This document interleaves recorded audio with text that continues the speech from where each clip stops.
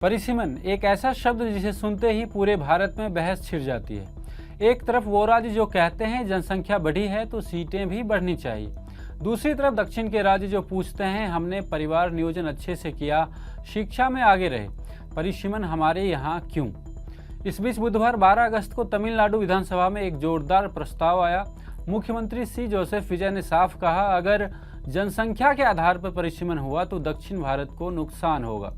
उन्होंने लोकसभा सीटों की मौजूदा संख्या को हमेशा के लिए फ्रीज करने की मांग कर दी। साथ ही महिलाओं को 33% आरक्षण देने का भी समर्थन किया।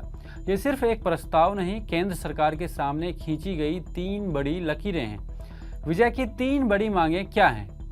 मुख्यमंत्री विजय ने तमिलनाडु की सभी पार्टियों से समर्थन मांगा और 3 साफ मांगे रख दी।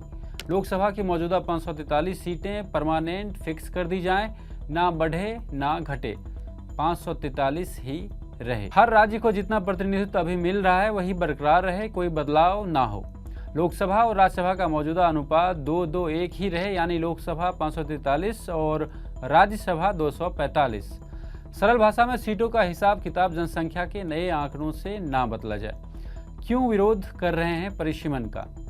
विजय का तर्क सीधा और तीखा है। दक्षिण के राज्यों ने जनसंख्या कंट्रोल में बेहतर काम किया है। शिक्षा, स्वास्थ्य और विकास के संकेतक भी उत्तर के कई राज्यों से आगे हैं। अगर अब सिर्फ आबादी के आधार पर सीटें बांटी गईं तो जिन्होंने संयम दिखाया उन्हें कम सीटें मिलेंगी, जिन्होंने आबादी बढ़ाई उन्हें फायदा होगा।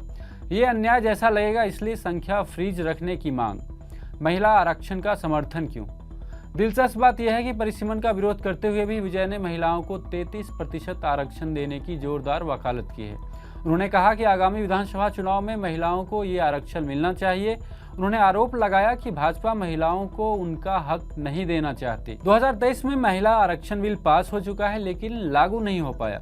अप्रैल में केंद्र ने एक नया बिल भी पेश किया था जिसमें लोकसभा सीटें 850 तक बढ़ाने की बात कही गई थी ताकि आरक्षण आसानी से लागू हो सके। डीएमके और लेफ्ट पार्टियों ने प्रस्ताव का समर्थन किया, भाजपा ने विरोध किया। एआईएडीएमके ने भी प्रस्ताव का विरोध किया लेकिन महिला आरक्षण वाले हिस्से का समर्थन कर दिया।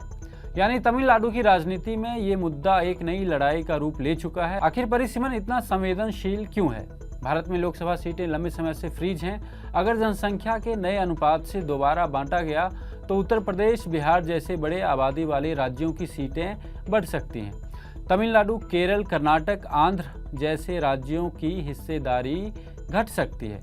दक्षिण कहता है हमने देश के लिए जनसंख्या नियंत्रित की, अब प्रतिनिधित्व क्यों छीना जाए? उत्तर कहता है लोकतंत्र में आबादी के अनुपात में आवाज होनी चाहिए।